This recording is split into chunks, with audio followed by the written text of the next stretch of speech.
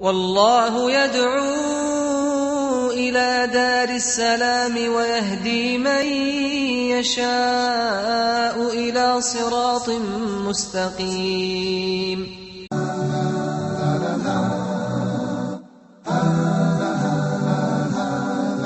Islam.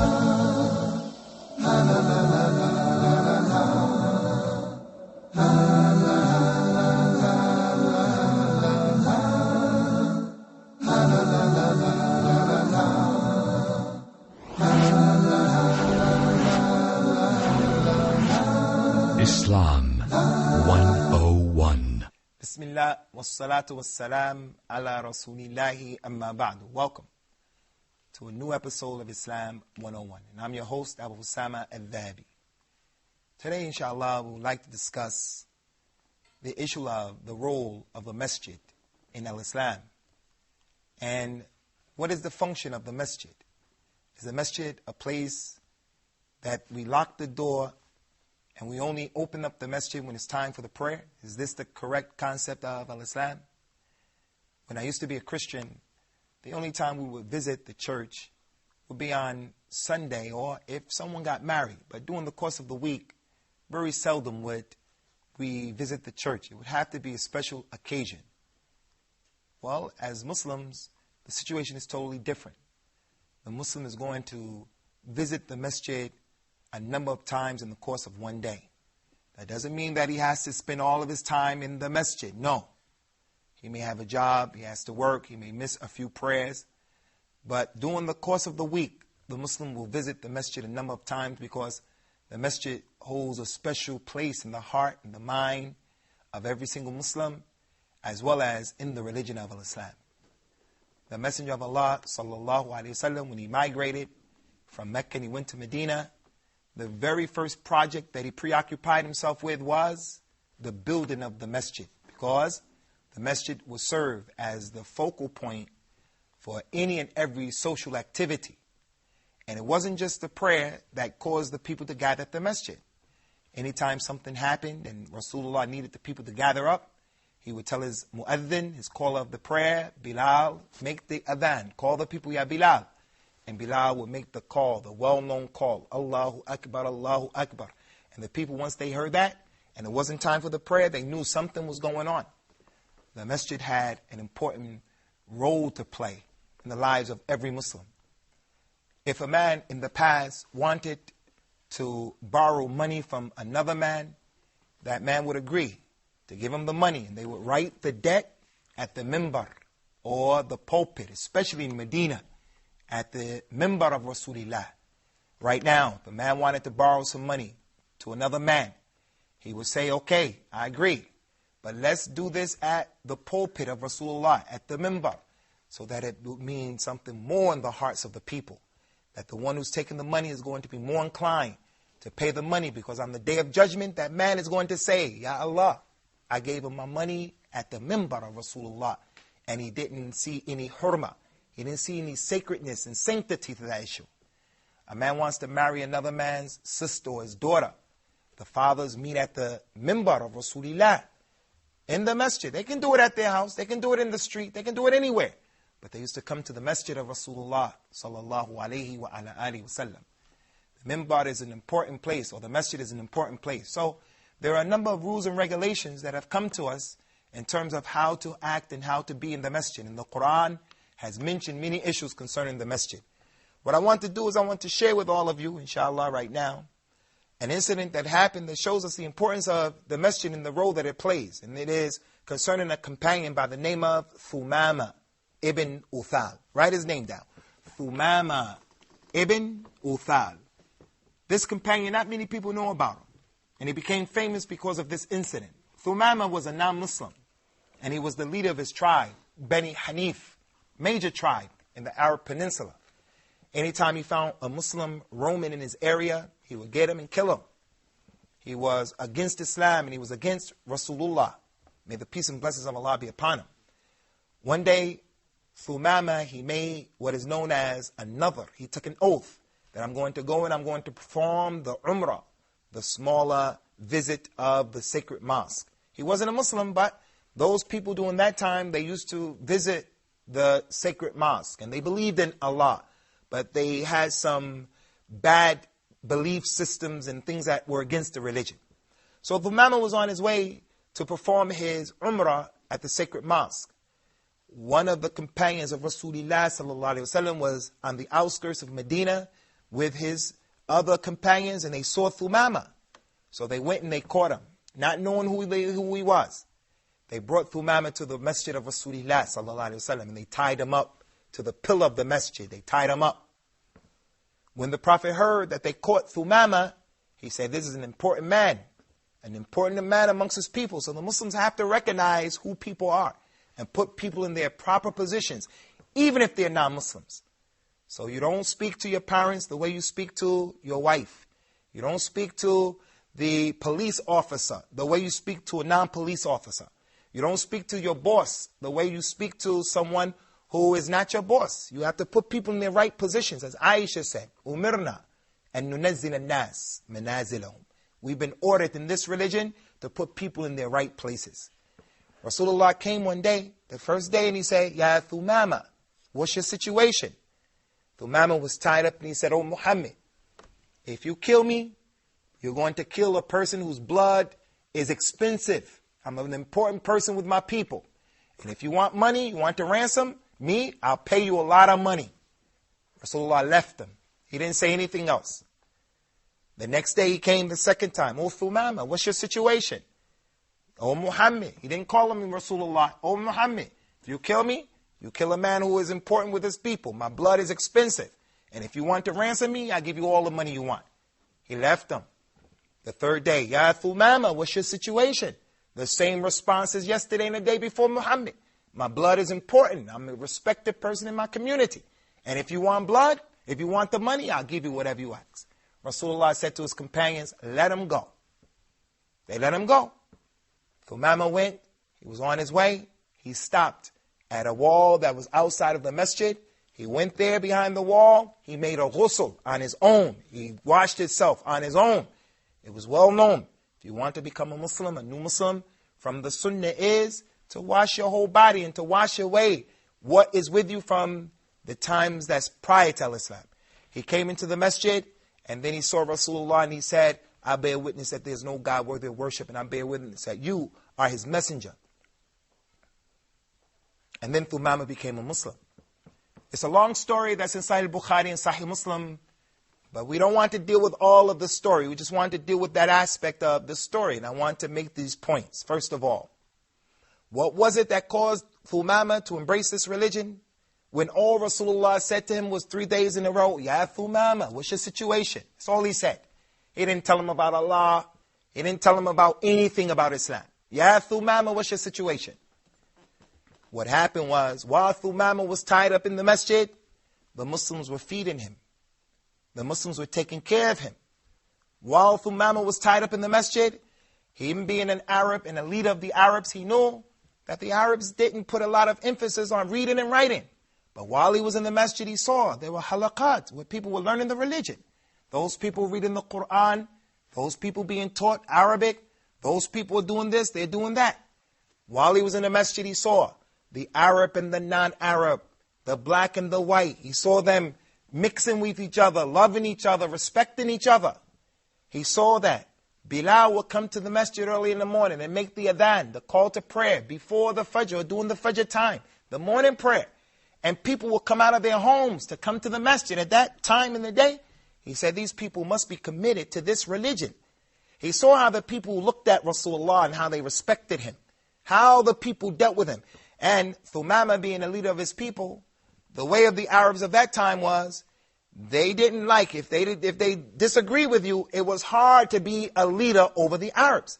Because once they didn't like you, they will push you away and look for another leader. And they will fight each other.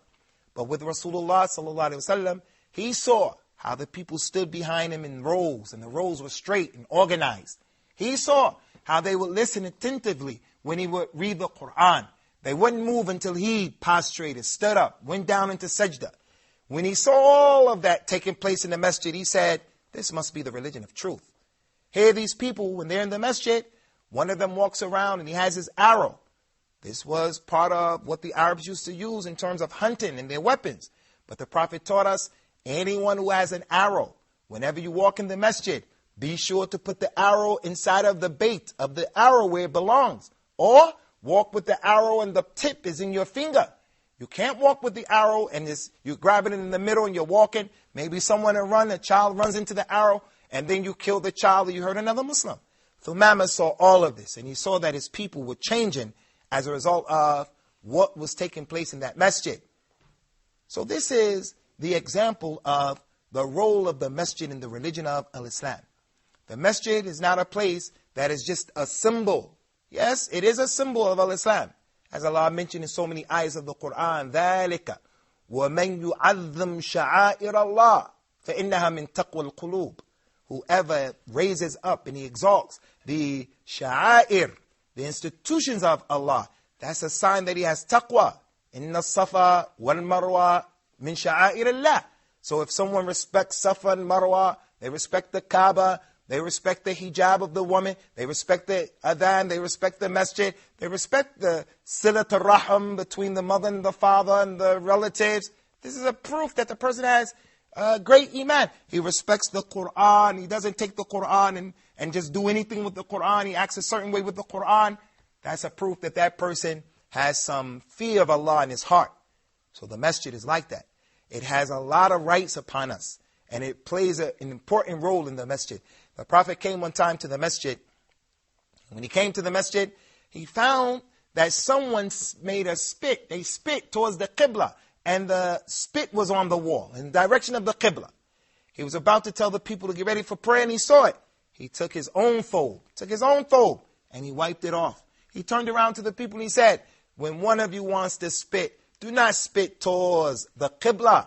Why? Because the direction of the prayer, we have to respect it. So the Muslim, when he goes to the bathroom, if he has to relieve himself, he doesn't do so towards the Qibla. He doesn't face it, nor does he put his back to it. Al-Islam came to deal with all of the aspects of our lives. I want to build a house. I'm going to be sure that the muhandis, the man who's going to design my house, that he makes it so that the Qibla is either to my right or my left, and I'm not facing it front or the back.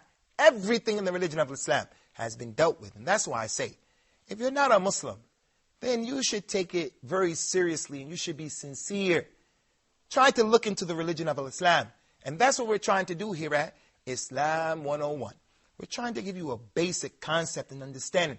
What is our religion all about? We don't want you to take the lessons of Islam and what our religion is saying from people who are extremists to the right or the left. No, take it from the authentic sources. So when the masjid, the Messenger of Allah sallallahu alaihi wasallam, he prohibited us from spitting towards the Qibla. He prohibited us, if someone were to lose something in the masjid, he cannot get up and start saying, hey, I lost my thing in the masjid. I lost my shoes. I lost my wallet.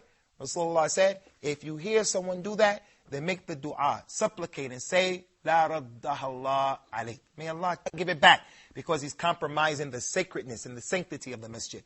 We'll be back, inshallah, after this break with the participation of our students. So we hope to see you in the second half of this episode.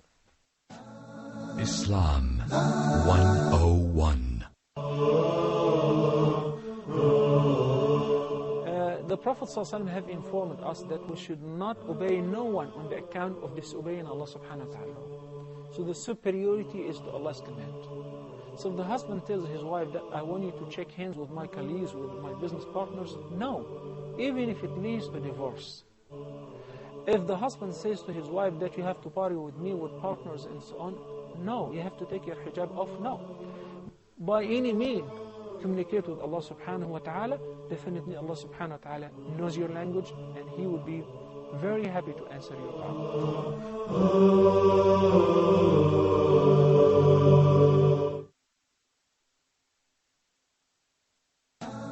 Islam 101. Welcome back to Islam 101, where we've been discussing the importance of the masjid in Islam, and the rights of the masjid, and the function and the role of the masjid. It was the masjid of Islam that sent forth in the past those people who went to the four corners of the universe and they spread the religion of Islam. It was the masjid in Islam that created and developed for us our 4 imams, those illustrious imams, who are the leaders of the 4 schools of thought. When they were young, they memorized the Quran in the masjid. They learned about the fiqh and the sciences of al-Islam in the masjid. It is the masjid in al-Islam where we get to know who's sick and who's not sick, because when the person disappears from the masjid, we begin to ask, where is so-and-so and where is so-and-so? Why haven't we seen him in the last 2 days? Then we know something must have happened. Either he traveled or something is going on. So we go and we look for that individual. So the masjid in al-Islam is too important, and it is an obligation, if the man could do so, to make the salat of the obligatory prayers in the masjid. And when we go to the masjid, every right step that is taken, there's a good hasana written, and every left step that is taken, there is a bad sin that is taken off.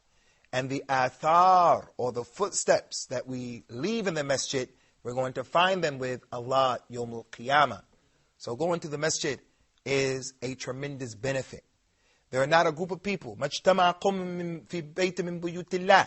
not a group of people who come together in one of the houses of Allah, meaning the masjids. They read the Quran and they study it amongst themselves. Except that the mercy of Allah comes down upon them. And the angels come down and they surround them. And Allah mentions them with those who are with Him. 7 people Allah will shade in His shade on the day where there will be no shade. And one of those individuals is the man who his heart was connected to the masjid. He will go and he will pray, and then when he leaves, he's waiting to come back to the masjid again. He is from the Ahlul Masjid. So the masjid in the religion of Islam, it holds a unique and a special position. Any Muslim who doesn't visit the masjid during the course of the day or the week, then he has to make the tuhma about his Islam. I say that for any and everyone who's watching this particular program or listening. If you are a Muslim and you never visit the masjid and you don't know what's in the masjid or how your local masjid is, then you have to start to ask, what is the reality of your Islam? Are you just a Muslim who is, I'm a Muslim by my name and that's it? Because the Muslim men are connected to the masjid. As it relates to the masjids of al-Islam and going to the masjid, the Prophet of al-Islam, sallallahu alaihi wasallam, used to bring his grandchildren to the masjid. Hassan and Hussein, his granddaughter Usamah. He would carry Usamah while he used to pray. The companions, they said, in the month of Ramadan, we would bring our children to the masjid, and they would fast. And when they became hungry and it was close to the time of breaking the fast, they would start becoming disruptive and making noises. So what we would do is, we would give them the toys like the dolls and things like that to play with them. A proof that they used to fast, and the companions used to bring them to the masjid, teaching them about the masjid. So the father, he has to take his son, have his son to come with him to the masjid. And the masjid also, Ikhwani brothers, is a place where the women used to be allowed to go. The Prophet's mosque has a door in his masjid called Babun Nisa. It's still there, the door for the women. And in that place, the women used to go in and out. That was the only door that the women would go in and out of during the time of the Messenger of Allah. And it is not permissible for the husband to prevent his wife from going to the masjid. This is not his rights. Do not prevent the handmaidens of Allah from the masajid of Allah. So one of Umar's sons, his name is Bilal. He saw and he had jealousy for his wife. He said, you can't go to the masjid anymore because I don't want other men to see you. Even if you're dressed up, I don't want them to see you. So she complained to his father, who was the leader. So when he complained to his father, who was Abdullah ibn Umar, not Umar the Khalifa, his son Abdullah. So that son Bilal said to his father, yes, I keep her from the masjid because there's fitna and fasad, confusion. I'm jealous for her. So the father told him the hadith that the Prophet said, La tamna'u ama Allah min masajidillah. Don't stop their women from coming to the masjid. The boy said, Wallahi, I'm going to continue to keep her from the masjid. The father said, I tell you that Rasulullah says something. You swear and say, Wallahi, you're going to continue to do that wrong thing. The father swore and said, Wallahi, I'll never talk to you again. And he never talked to his son because here his son is disrespecting the sunnah, disrespecting al-Islam. The son is not higher than the sunnah, he's not higher than the religion of al-Islam. How is he going to swear like that? So the point is, the Masjid in Al-Islam is for everyone. But the Muslim sister should know her prayer in her home is better than the prayer in the Masjid. And if she goes to the Masjid, she should not have nice smells on her. She should not go in order to be an attraction to the men, be a fitna for the men. So the Masjid in Al-Islam, Ikhwani, especially those of us who are young and we're in our youth, the shabab from this ummah, you should try to get as much good deeds in your book for Yawm al-Qiyamah right now. Walk into the Masjid, walking from the Masjid. So we have to learn about the ahkam, the rules and regulations. What can be done in the Masjid, what shouldn't be done in the Masjid, how to go to the Masjid, and all of this has been recorded in the books of Al-Islam. The issue is too important, but time doesn't allow for us to continue. So we're going to stop here, inshallah, and we're going to open up the door for the questions. We'll deal with Muhammad's question, and then Brother Noor's question, inshallah, and then Umar's question, and then Akh Muhammad Hussein's question. Tfaddal, ya akhi. Well, my question is it allowed for us to travel to mosques or to masjids? The Messenger of Allah said concerning traveling long distances that it's not permissible to travel a long distance with the intent of visiting the masjid except for one of the three masjids in Al-Islam. The main sacred mosque in Mecca. You can travel there, and to pray there is 100,000 prayers, rewards. Any prayer is 100,000 times. You can pray and travel to Medina. One prayer there is 1,000 times. You can pray at Bayt al-Maqdis in Jerusalem. Our masjid, the masjid of Bayt al-Maqdis, where Sulaiman built that mosque. And the prayer there, Ikhwani, is 250. And it's not 500 as you'll find in some of the books of fiqh. It is 250 to pray in Bayt al-Maqdis. But to travel to the masjid of Sayyid Badawi, to travel to the masjid of Sheikh Glow in the Dark, to travel to the masjid of this one or that one, you cannot do such a thing. Only those three masjids. Tfaddal. Okay, I heard some Muslim in America, they did a Jum'ah prayer or Friday prayer in the church. Is it permissible? Concerning the prayer in the church, there is nothing that would prevent us from praying in the church and the religion except if there's a proof. And there is a proof. Umar radiallahu anhu, when he went to accept the keys to Jerusalem, he took the keys and he was in the church and he was looking at what was in the church and he was talking to the leader of the Christians of that area. And then it was time for the prayer. And the time for the salat came. The man said, Umar, why don't you pray over here? We'll accommodate you. He said, no, I don't want to pray in here because I don't want the Muslims to think that this is something that could be or should be done after me. So Umar and his sunnah should be followed. Which goes to show that those people who prayed in that church, they are astray. They're astray because they wanted a lady to lead them in the Friday prayer itself. She gives the sermon and she leads them in salah. They're astray because the men and the women were sitting in the rows together. They're astray because they were praying in the church. So all of those were signs that they were astray.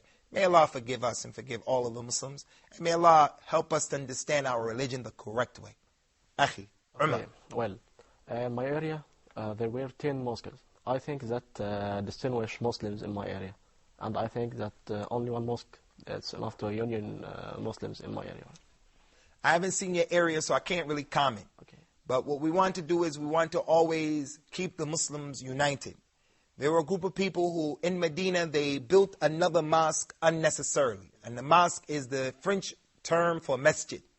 They built a mosque. And their intent behind building that mosque was to divide the Muslims, to make a tafriq, bayn al-mu'minin, to separate themselves. There was no need for that. So Allah revealed the verses, and He called that masjid, Masjid ad-Dirar.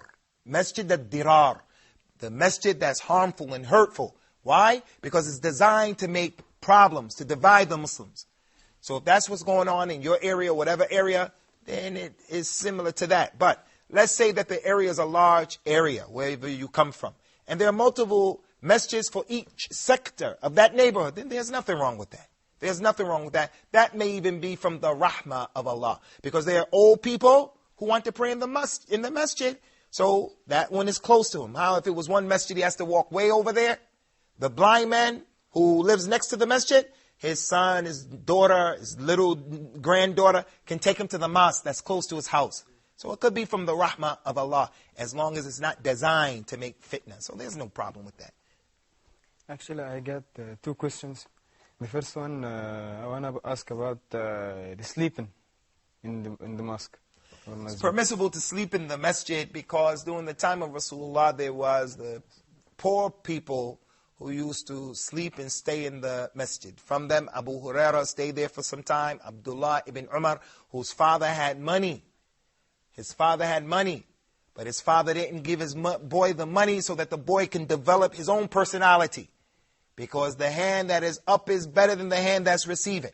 So we have to learn as young people, young men of this ummah, we have to learn to be self-sufficient, to be hard workers, to be productive. Umar could have easily supported his son, but he said, no, you support yourself. So there was a time where he used to sleep and stay in the masjid. So it's permissible. And the things that happens to a man when he's sleeping in his home will happen to them in the masjid, as it relates to when he needs a ghusl and things like that. So he can just get up and he just goes and he makes the ghusl. Concerning the rules and the regulations of the masjid, if someone steals from the masjid, you steal the people's shoes from the masjid, this is a kabira from the kaba'ir. If you go into the sadaqah box, the zakat box in the masjid, and you steal that money, a kabira from the kaba'ir. To waste the money of the masjid, to deface the masjid, to write graffiti in the masjid, it is the worst thing to do. It is the worst thing to do.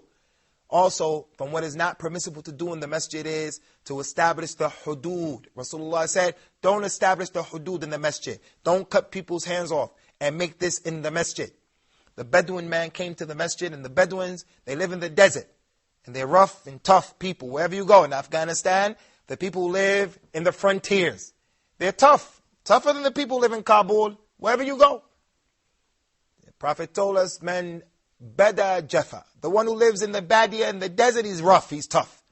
The man came to the masjid and he exposed his aura and he went to the bathroom in the masjid in front of everyone. And he put najas in the masjid. But the Prophet ﷺ dealt with him in a nice way. And the point is, he said, these masjids are not built for the qadarat, for the filth of the people. It's not built for that. It's built for the salat. It's built for reading the Quran. It's built for the dhikr, remembrance of Allah. So don't do these things. Spit in the masjid, go to the bathroom in the masjid, throw your garbage in the masjid. We're going to stop here. Muslims, return back to the masajid and let's make the masjids what they used to be during the time of the Messenger of Allah. And if you're a non-Muslim, some masjids have places that can accommodate you. Go and visit your local masjid with respect so that maybe you can learn more about the religion of Islam. So we ask Allah to guide you all and to protect you all and to accept it from us and from you.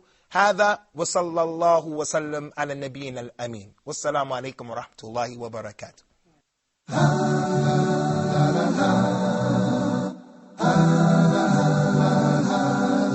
Islam.